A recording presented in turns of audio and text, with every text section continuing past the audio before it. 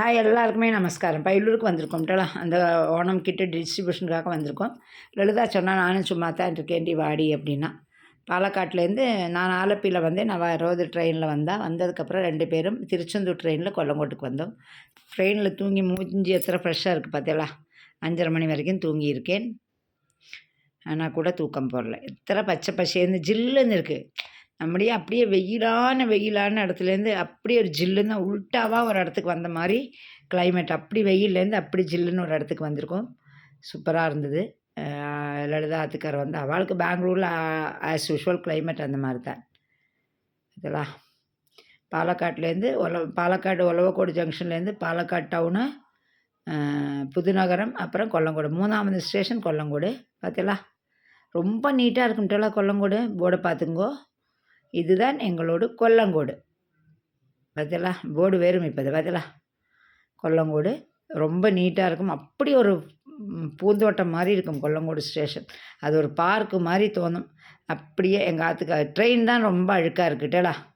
அழுக்கு மூட்டை ட்ரெயினாக இருக்குது. ஃபஸ்ட்டு எனக்கு ட்ரெயினை அலம்பி விடணும்னு தோணித்து. அத்தனை அழுக்கு. அப்படியே எங்கள் ஆற்றுக்கார் வந்திருந்தா அவள் கூட ஆற்றுக்கு போகணும்.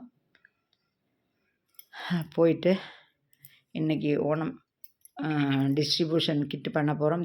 எல்லோரும் கொடுத்ததில் நம்ம என்ன நினச்சோமோ அத்தனை அமௌண்ட்டும் வந்தாச்சு.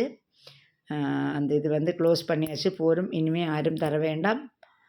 நம்மளுக்கு ஆവശ്யமுள்ள பணம் வந்தாச்சு. 50 கிட்டு கொடுக்க போகிறோம். 30,000 ரூபா. 30,500 வந்திருக்கு. 500 நம்ம அதை ட்ரஸ்ட் அக்கௌண்ட்டில் ட்ரான்ஸ்ஃபர் பண்ண போகிறோம். அப்படியே கொஞ்சம் வெளியில் போனோம். திருச்சூரில் இருக்கிற குதிராஜ் சுரங்கம் ரொம்ப நல்லாயிருக்கு பார்த்தீங்களா. இது பினராயி பீரியடில் கட்டினது அப்படின்னு நினைக்கிறேன். தெரியல எனக்கு கரெக்டாக ஓரமே இல்லை. ரொம்ப சூப்பராக இருக்குட்டலாம். ரொம்ப டிராஃபிக்கான இடத்துல ஒரு பாறையை திறந்து அப்படியே ஒரு ஷார்ட்டாக ஒரு வழி கொண்டு போயிருக்கான். அப்போது உங்களோட எல்லாம் ஆசீர்வாதத்தினாலையும் எல்லாமே நீங்கள் இல்லைன்னா ராஜி இல்லை. அப்படித்தான். நீங்கள் கொடுக்காட்டா என்கிட்ட எதுவுமே இல்லை. 30,000 ரூபா என்னால் தனியாக சமாளிக்க முடியாது. நீங்கள் கொடுத்தேன். உங்களோட ஆசீர்வாதத்தில் நிறைய பேருக்கு நம்ம 50 பேருக்கு கொடுக்குறோம்.